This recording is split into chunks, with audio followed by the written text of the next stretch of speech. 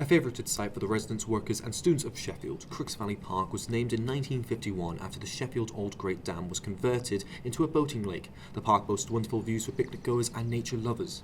Despite this, the lake has remained banned for swimmers by Sheffield Council, with the lake being noticed as an unsuitable swimming ground after a number of swimming-related deaths. Despite these deaths, Hannah Mottram, an Outdoor Swimming Society member and advocate for the sport, is a stepmother of 5, calling upon the council for the ban to be uplifted. It's been across the UK, there's lots of drowning accidents. There's also lots of other accidents.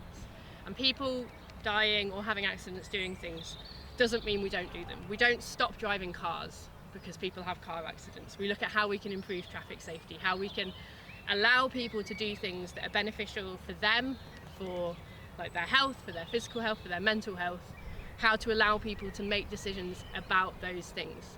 It's really accessible. You can walk here from town, whereas a lot of the other swimming spots, you really need to drive, and that causes other issues. And if you want to get to places where you're kind of permitted to swim, Sheffield's quite far from the coast. So being able to have spaces like this where we're allowed to swim opens it up to people on lower incomes and people who are excluded from those kind of activities.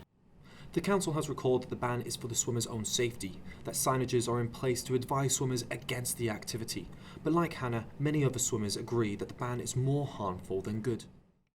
I mean, it's understandable, especially given, like this is basically centre of a uni area, and at night when you're drunk and you're like, oh, let's go for a swim, that can be a bit of a dangerous move. If you go in, it's at your own risk. But it's like enforcing people not going in a pond or lake, that's just not going to work. The latest drowning was reported last year in July after a man's body was found within the lake.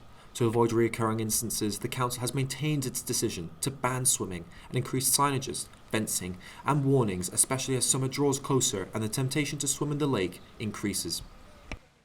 So I was looking at some of the data for 2020 on deaths from drowning, and only about 20% of them were people who were swimming. More of them were people who were running and accidentally fell in. So having more general awareness, I mean, at this park here, you're quite close, there's footpaths that are close to the water, which is fine. People love coming for walks and running around this space.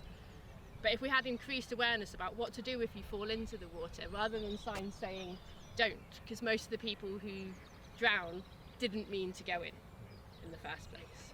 So if there was better general awareness about swimming outdoors, then if people got themselves into that situation accidentally, then they're going to be in a better position to save themselves.